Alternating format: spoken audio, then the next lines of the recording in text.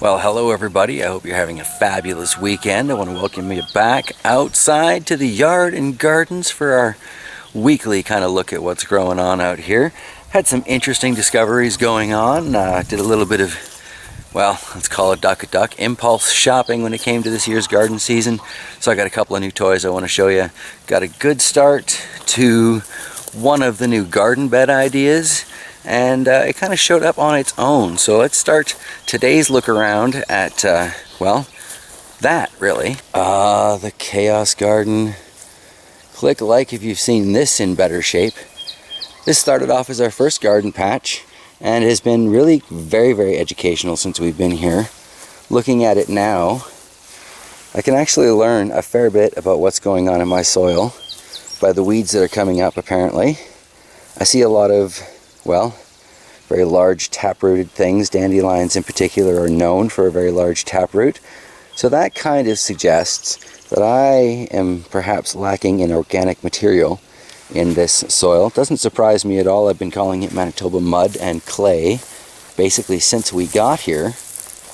But what still amazes me with the Chaos Garden is how these dandelions seem to grow in neat little rows, like they were planted. It's just the way they do their thing. Chickens just screaming in the background. But even back here we've got three neat little rows of, they appear to be planted dandelions. That's not what I want to talk to you about with the Chaos Garden today though. Just side note of, I don't know, relative interest. The plan for this garden patch this year is to make 3 lengthy raised beds. One on either side and one down the middle.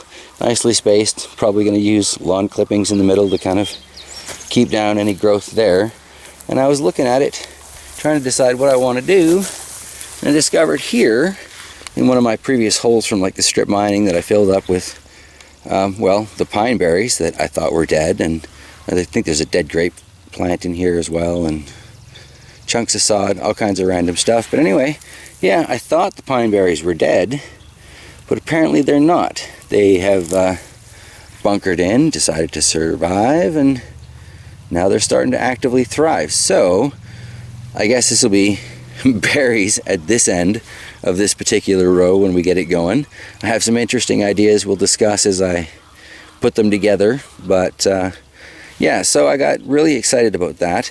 And when I was out doing my impulse shopping, of course started looking at strawberries. And I don't remember which store we were at where I found this, but they had 6 packs of strawberry plants for I think it was $10.95 or $10.97, something silly like that. Or these hangers for I think it was just about $13. Let's see if we can find the price tag on this today. Yeah, $12.95. Might have been Princess Auto actually. So we're looking at them going, okay, well, $2 difference. Let's look at all the runners that are on this, you know. And there's an older woman there in the nursery area, and she's like, oh, but look at the 6 packs. They've already started to put strawberries on them. And I'm thinking, well, long term, how many more plants am I going to get for my $2? So we just grabbed this one, obviously. And I was looking at the base, and even still, there are, I think, 10 different individual mature strawberry plants, not counting runners, that are in this hanging basket. So clearly a much better deal. It's going to work out to be like $1 each. So still doesn't include the runners. So I think it's safe to say I've got a good start for the beginning of the strawberry end of that first raised bed. And now I definitely need to get started on building it. But like I said, I've got a plan. I'll bring you guys along when I get around to doing that. Hopefully it won't be too windy because the camera just loves this Manitoba wind. But yeah, I had to share that find with you guys. So when you're out, if you're looking at strawberries, consider your options. Remember, strawberries are a long-term producer. Maybe you're better off to get the one with the runners and not the one with the fruit. Just saying, one bears opinion. Anyway, carrying on. So while we're over here, we've got these carragana bushes or whatever. I've been slowly working with these things, just kind of taking the pruning shears and whacking away at a general level because they've gotten kind of out of control. But again, while I was doing my impulse shopping, I found a toy that I think is going to be very helpful because a lot of these need to come out at the bottom, and I've got a whole cluster at the front of this that I want to just take out completely because it's kind of, well, it just makes the property line awkward. Again, we'll just call a duck a duck. But I got to show you this little pruning saw I found. So for a whopping $4, you know, nice and sharp, good hook on it for pulling them down, decent teeth. It'll definitely help me prune those things up, and in case of zombie apocalypse, probably one of the first things I'll grab from the yard tools. Very vicious, very vicious. Anyway, on with the impulse shopping. So I'm at the same Dollar Tree adventure where I found the saw, found these, $2.50 each. I've yet to try, you know, cloches, whatever you call these things, in my garden. I have seen them around in a few of the prettier gardens in town though. Figure, why not give it a try since I've got so many of these habaneros. It's a little bit early. Mother's Day weekend is like, well, 2 to 3 weeks before I would normally be putting anything out. But we are going to try and put them out under those in the front row where peppers have done so well for me in the past. But this year we're only going to put 2 out because this is going to be like cabbages and greens, probably like Swiss chard along the front there because that looked kind of pretty, and then I've got some anti-moth cloth. I've been calling it other things, but you know, I try and keep it PG around here, so we won't use those words. But anyway, yeah, I'm going to plant some cabbages and kales in there because it seems to do really well at growing greens. I mean, look how well the lawn encroaches every year. That's been great for getting, well, bribes for the chickens, really. They're very happy with that. Big fans of dandelion greens. Good to know. I've obviously got a fair bit of cleanup to do here from when we did the roof, but whatever, won't take me long. And then yeah, cabbages. Speaking of which, those last batch that I planted downstairs sprouted up again, so we will at least have a bunch of purple cabbages. This is stock from last year's Swiss chard. Might as well leave those roots in there for, again, some more of that organic material. That was a pretty big chard though. Yeah. Still very much thinking around this corner edge, just the various colors, see what I get. Time to plant some of that, get it up and growing. But anyway, yes, peppers and galoshes, and there's yet another random impulse buy, different store though. I saw that and I couldn't resist. I'm like, that is probably going to be perfect for what I've got going on with all these stupid party cups, but only one way to find out for sure. And again, it was like $4, so I figured, what the heck, why not give it a go? So I found my little tripod. Hopefully I can set this up and you can see my attempts at all this, but won't find out until the edit, will I? Alright, well, I don't know how well I thought this out, but that's not really anything new for this channel, is it? A lot of weeding I should have done beforehand, and I will, you know, get around to sooner or later. But really, I've just been kind of cleaning this out as I go, bribing the chickens, like I was saying. And I don't want to mess it up too bad as far as, oh, dust everywhere. I'm sure that's fantastic on the camera. So, I squeeze this thing, I open it up. And of course, I think I just hit a rock.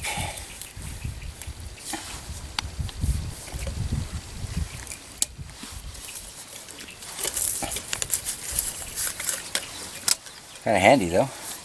Let's try that again. Like a post hole digger, but smaller. That seemed to work surprisingly well.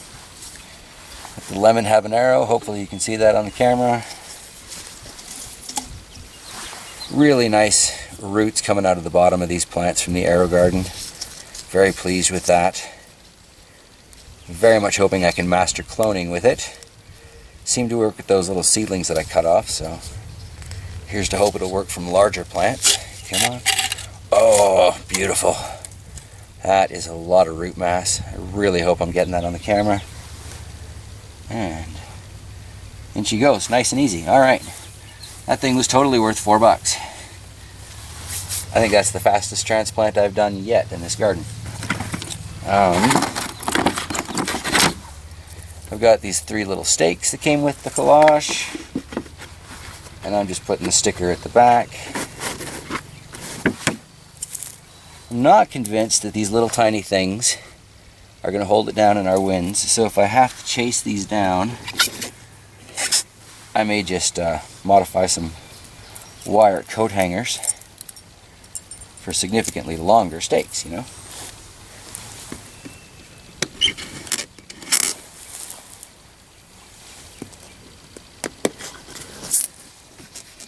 But really, that feels surprisingly stable.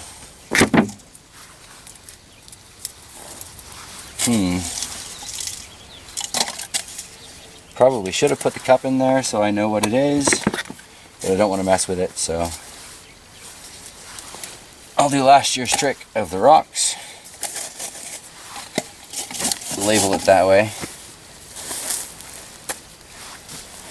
Alright, well, hopefully I got all this in the shot. Can't really tell, feedback's still screwed up on my camera. I'm going to put the other pepper in and we'll check back on it.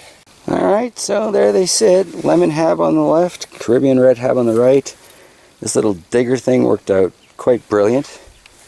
Very much worth the money considering how many more of these I have to plant. This feels a little sacrificial in the name of science, but, you know, we hope. In theory, this should act like a hoop house, give me an extra 10 degrees on ambient temperature, and they should survive, because we should be, you know, close to the end of last frost. Not really there yet, traditionally speaking, but it's been a nice spring, so I'm hopeful. Yeah. Nice to have some plants in, though. Obviously, like I said, I got a lot more weeding I've got to do, and garden prep stuff. Had hoped to have more kale to throw in right away, but I've got those cabbages, I've got the cloth. Because of all the cardboard I laid down there, cleanup should be fairly simple. I'm hoping anyway. So yeah, just gonna have to see as the season evolves a bit. Alright, well, good luck to you two. So now that we've got those peppers hopefully well planted out for the season, it kind of brings us back to yard and garden soil repair, if you will. Here we've got one of the beds that was dug out, yeah, in the last couple of years. I don't think we dug this out last year. But if you look at the soil, you can see as everything's kind of dried up, this is just totally caked and cracked and become, you know, almost desert-like, really. And it shouldn't be, because this is Manitoba, this is far from a desert environment.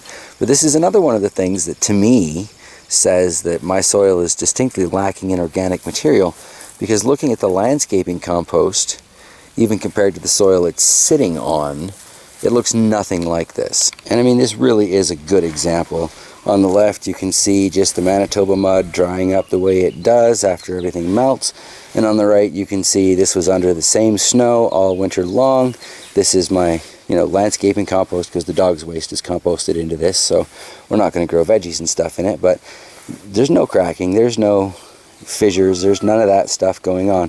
So since that is almost entirely, you know, fresh organic material, and this is, you know, probably 100 years of plowing before the house was ever even built here, and then God only knows how long this house has been here, how many other houses were here beforehand. But anyway, I think the organic material is really, really lacking from that. So I have a typical bear-style harebrained plan involving ordinary things, like cheap carrot seeds, and I found a variety of parsley, Hamburg-rooted parsley, that grows these beautiful big old tap roots. I'm going to sprinkle these in the yard in some of the more questionable locations and let them grow, because I'm going to let the yard grow a little bit longer between cuts this year. And hopefully these will develop some decent roots in the ground. The chickens are singing their, hopefully, approval, and provide at least a little bit of organic material in the places where I'm sprinkling them. I mean, I've got some areas where the yard is already turning a really nice green, but then there are other patches, like up here by the archway, where it's still very brown, and you can feel walking on it that there's no sponge quality to it. It's almost like an earthen concrete. So I'm going to sprinkle these kind of randomly in you know, the harder areas, the darker spots that haven't really gotten all spring-tastic, and we'll see if that makes a difference in the years to come. So yeah, harebrained, bare-brained ideas. Crazy or brilliant, only time will tell. Isn't that really the case with so many of the things that I do in my gardens, though? It's, I don't know, is it crazy? Is it brilliant? Only time will tell. So yeah, thank you for sticking around. If you are still with me at this point, I do appreciate the time you spend with me here on these weekend garden visits. If you've got any suggestions for other interesting and cheap ways to add almost instant organic material to my yard and garden areas, I would love to hear it in the comments below. Please, by all means, feel free to share this on your favorite social media. Apparently I'm supposed to be telling people that at the end of videos. So yeah, alright. Much love, everybody. Happy gardening, and I'll see you next Thursday for sure, looking at the Arrow Gardens upstairs. Take care.